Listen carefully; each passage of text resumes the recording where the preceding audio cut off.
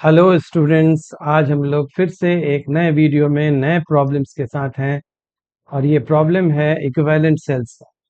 यहाँ पे आप देख रहे हैं कि ये तीन सेल्स यहाँ लगे हुए हैं और ये तीनों सेल्स जो हैं अलग अलग मैग्नीट्यूड के हैं।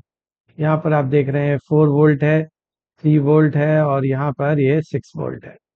अच्छा, ये एक चीज़ और कि सेल जो है वो एक ही ओरिएंटेशन में नहीं है। ये जो दो सेल है वो एक ओरिएंटेशन में है और ये जो है वो अपोजिट ओरिएंटेशन में। तो हम लोग सबसे पहले इसको साइन दे लेंगे।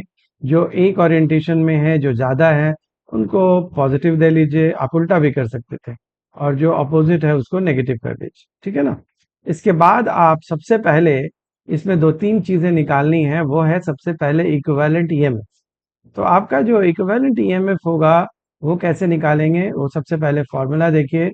इक्विवेलेंट ईएमएफ का जो फॉर्मूला होता है वो होता है समीशन ई आई। आई का मतलब कोई भी ईएमएफ, आर आई मतलब उससे एसोसिएटेड रेजिस्टेंस, और whole divided by summation 1/RI। ठीक है ना। ये हमारा फॉर्मूला है मेन।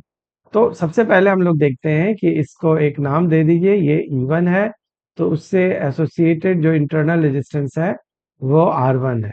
सेल के साथ जो लगा हुआ है वो इंटरनल रेजिस्टेंस है, ये R2 है। और ये आपका E2 है। ये आपका E3 है, तीसरा सेल। और इसमें आपका रेजिस्टेंस नहीं दिया हुआ है, हम रेजिस्टेंस दे देते हैं आपको। ये 1 ओम है, तो इस 1 ओम को आप जो है वो R3 नाम दे दीजिए। अब चलिए कैलकुलेशन करते हैं। सबसे पहले इस कैलकुलेशन में हम लोग साइन का रूल याद रखेंगे। यहाँ पर हम लोग क्या करते हैं, E1। E1 का मतलब है 3 वोल्ट डिवाइडेड बाई R1। फिर उसके साथ समीशन है तो प्लस करेंगे, लेकिन चूंकि 4 वोल्ट नेगेटिव साइन के साथ है तो -4 और उसके साथ एसोसिएटेड 2। फिर हम लोग क्या करेंगे, 6 लेंगे और उसके साथ डिवाइड कर देंगे 1 को।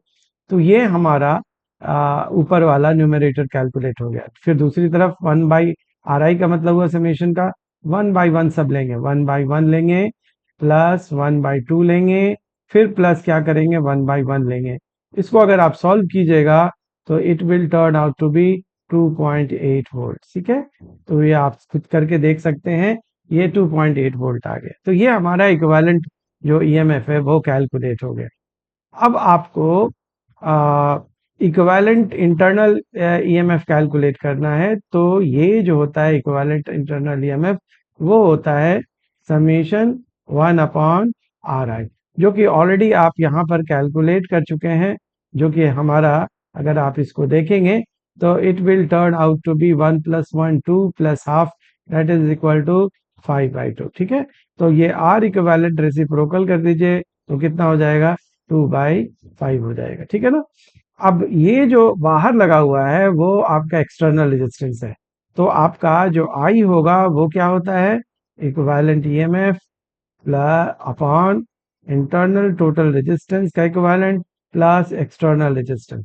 तो ये आपका कितना हो गया, 2.8 डिवाइडेड बाई 2/5। ठीक है। और 1.6 को आप 8/5 लिख सकते हैं। तो इसको आप सॉल्व कीजिएगा तो it will turn out to be 1.4 ampere. 1.4 ampere. तो ये आपका सॉल्व हो गया।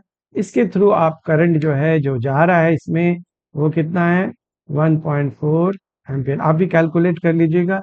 अगर कोई गलती हुई तो उसको सुधार लीजिएगा। कैलकुलेशन मिस्टेक की मैं बात कर रहा हूँ। अदरवाइज कंसेप्चुअली आप इस प्रॉब्लम को समझ गए कि इस प्रॉब्लम को हम लोग सॉल्व कैसे करते हैं। अगली बार फिर हम लोग एक नेक्स्ट वीडियो में आएंगे एक नए प्रॉब्लम के साथ। Thank you.